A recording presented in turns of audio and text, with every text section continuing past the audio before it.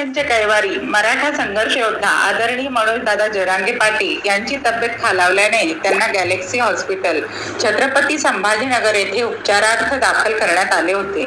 या अनुषंगाने आज हर्षवर्धन दादा जाधव मित्रमंडळाच्या वतीने त्यांची भेट घेण्यात आली आणि तब्येतीची काळजी घ्या असे हर्षवर्धन दादा जाधव यांनी आवर्जून सांगितले।